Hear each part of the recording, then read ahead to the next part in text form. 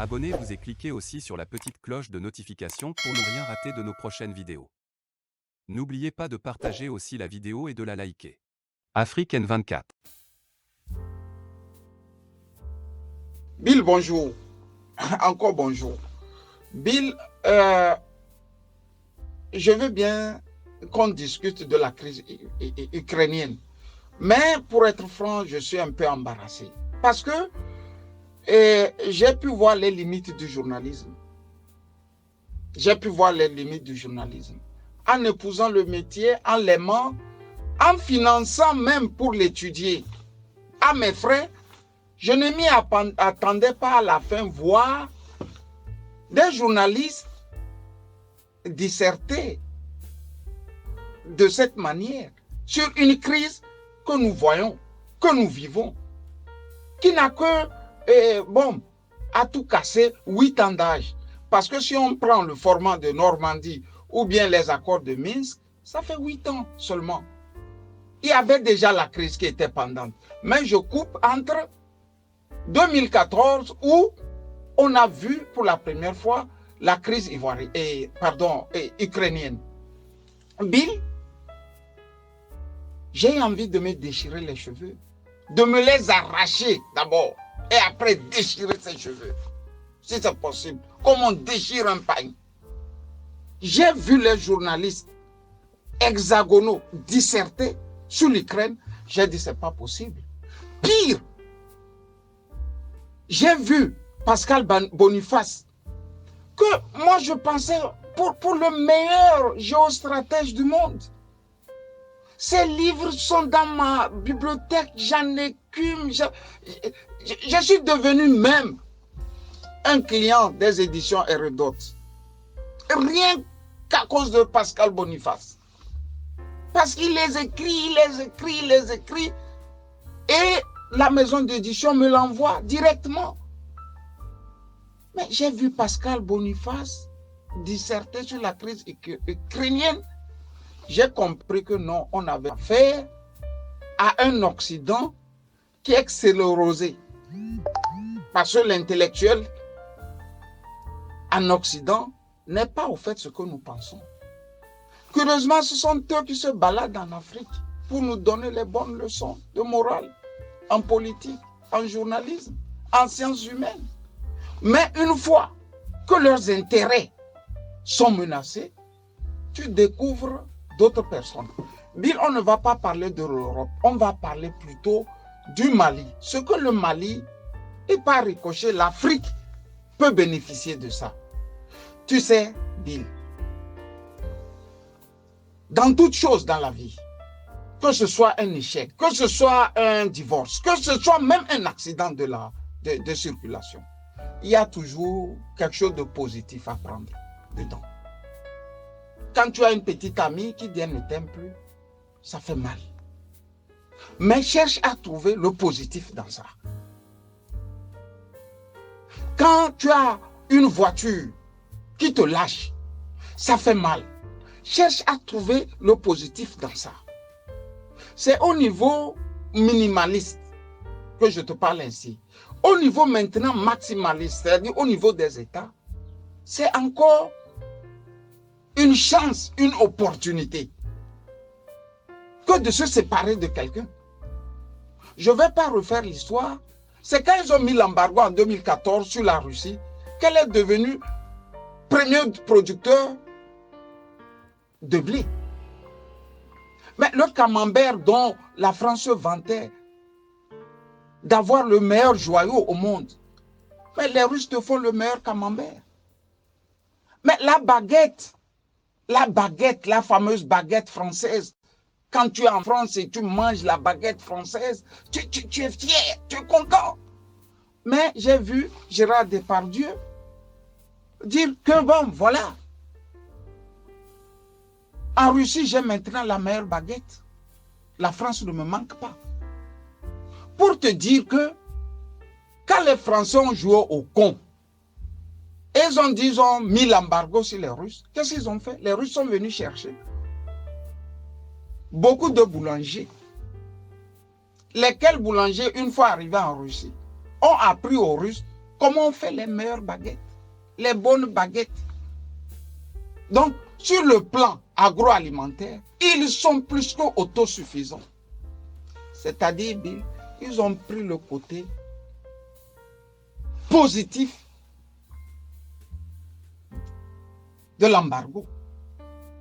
Ils ne sont pas restés à heulen, les Allemands disent heulen, maugréer. Ils ne sont pas restés à maugréer. Qu'est-ce qu'on va devenir? Comment on va faire? Comme Macky Sall tente de nous faire comprendre que sans la France, c'est tout le Sahel qui va être détruit. Comme le petit Idriss Déby là, tente de faire comprendre que quand la France parle, c'est un vide qui va rester et on ne pourra pas le combler. Comme Bazoum essaie de nous le faire croire.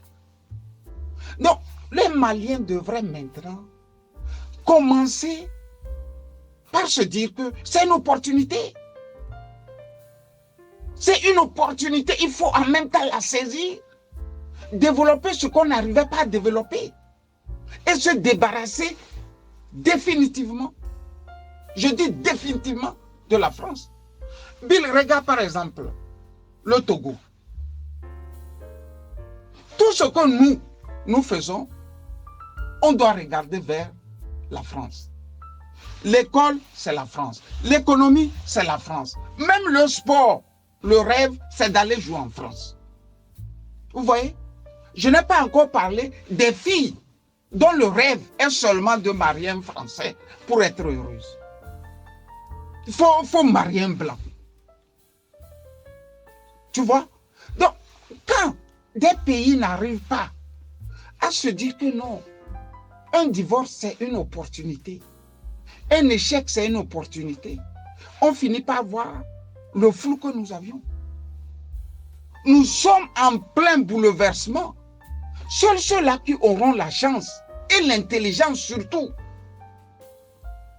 d'anticiper seront de grands peuples. La démocratie est arrivée. Aucun n'a pu anticiper. C'est seulement les pays anglophones qui ont anticipé. Si vous voyez, ça les marche bien. Au Kenya, ça marche bien. Au Ghana, ça marche bien. Au Nigeria, plus ou moins. Mais regardez dans les pays francophones, rien ne marche parce qu'on n'a rien anticipé. La première vague de nos intellectuels n'ont été que des corrompus. Des gens qui ne nous ont pas expliqué que non. La chute du mur de Berlin ne voulait pas dire que l'Afrique aura maintenant la démocratie. Mais la chute du mur de Berlin voudrait dire que la France n'avait plus les moyens de contenir les tyrans. Ils ne nous ont pas expliqué. Moi, j'avais 20 ans. Pour moi, bon, c'est un nouveau monde qui est né. C'est la démocratie. Et après 30 ans, je me rends compte que, c'est seulement quelques malins qui ont profité de ça. Prends l'exemple d'un Ngueri Taba. Prends l'exemple d'un, comment tu l'appelles, le Kotokoli, le thème là, comment tu l'appelles, Tchassona. Prends l'exemple de tous ces gens-là qui créent des petits partis politiques. Prends l'exemple des partis politiques qui ont des scissions.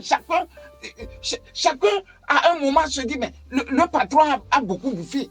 Donc, moi aussi, je crée un parti dans le parti et je bouffe. Tu vois, c'est un peu ce que nous voyons au Togo. Les Edankodjo ne nous ont rien expliqué.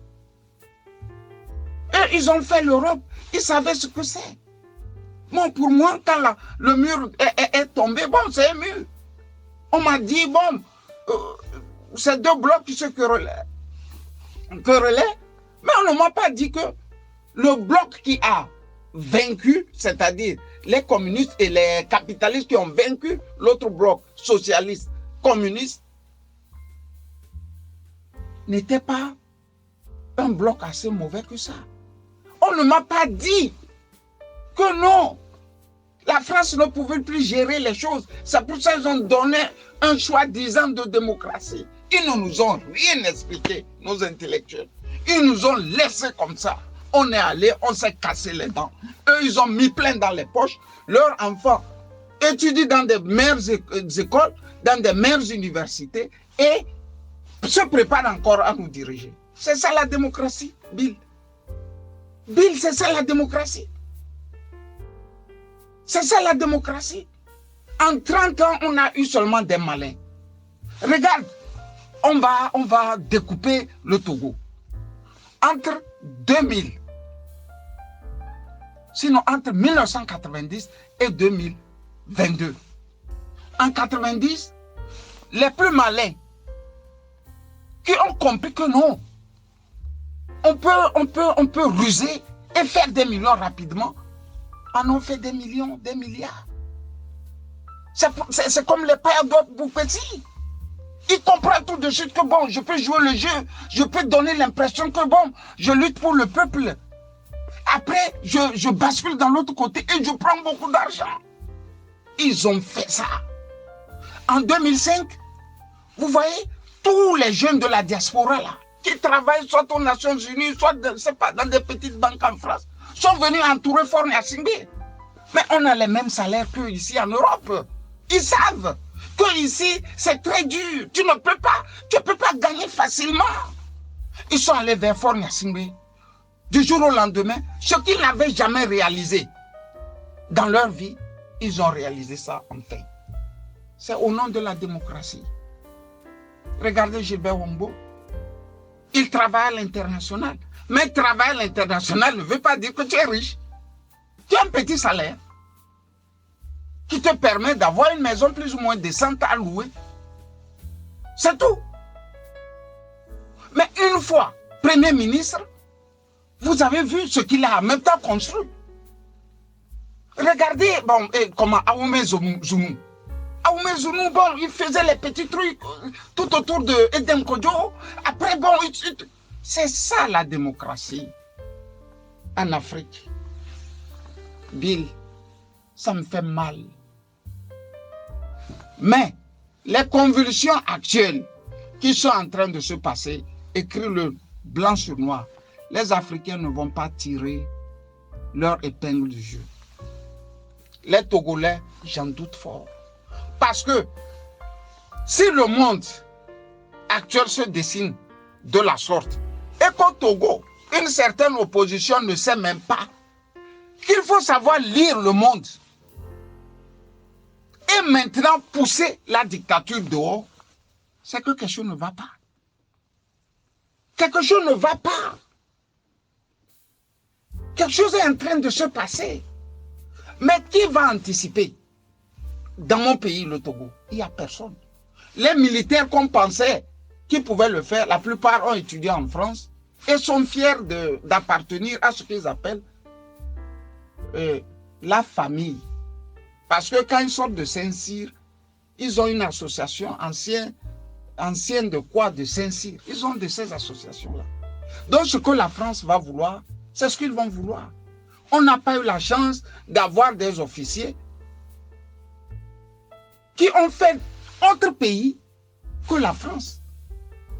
Ceux qui ont fait les États-Unis par endroit, une fois arrivés au Togo, on les a désarmés. Ils sont désarmés.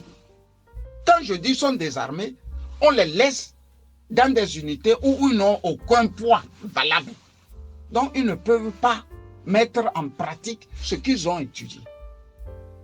C'est ça qui devient le tendon d'Achille au Togo. Mais pour combien de temps, Bill, je saurais te le dire? Parce qu'un peuple quand même doit avoir des fous du roi. Mais apparemment, c'est les journalistes qui sont les fous du roi. Les militaires qui devraient l'être ne le sont pas. Prenez Haïté Ferdinand, c'est un fou du roi. Puisqu'il arrive à bousculer le roi.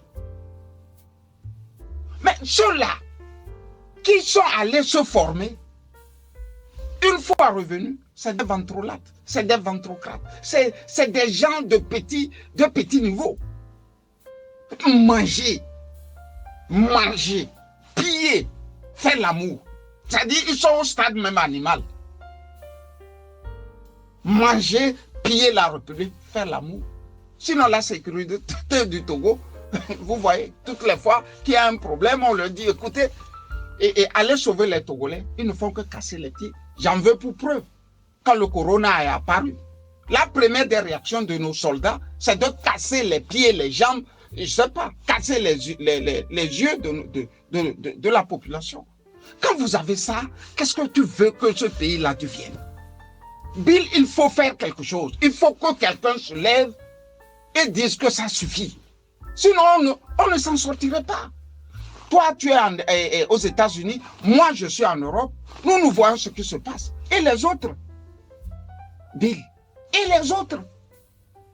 C'est pas parce que nous, on a vu un peu ce que c'est que la démocratie et jouir des fruits de la démocratie.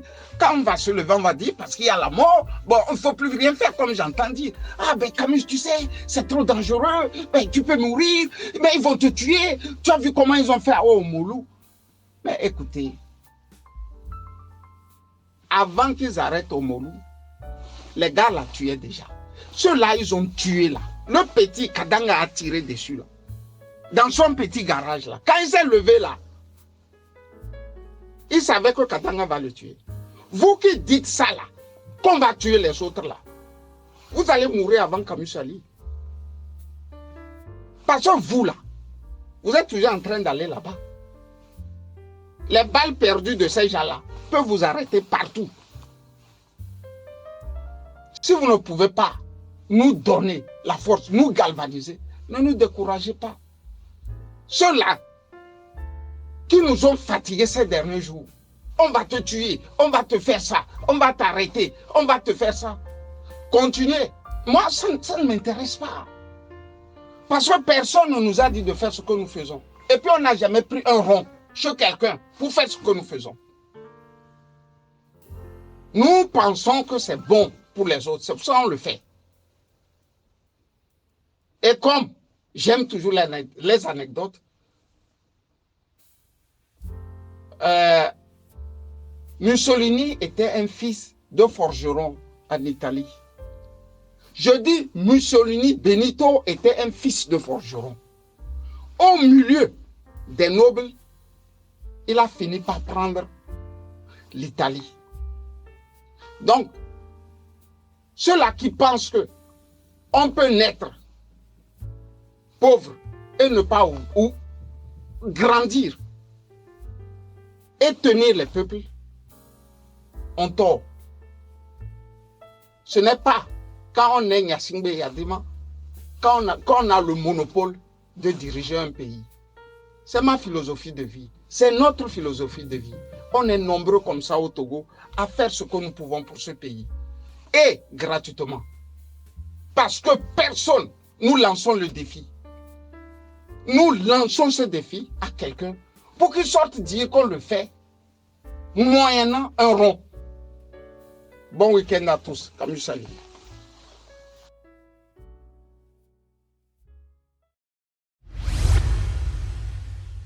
Likez la vidéo si ce n'est pas déjà fait. Laissez aussi votre point de vue en commentaire.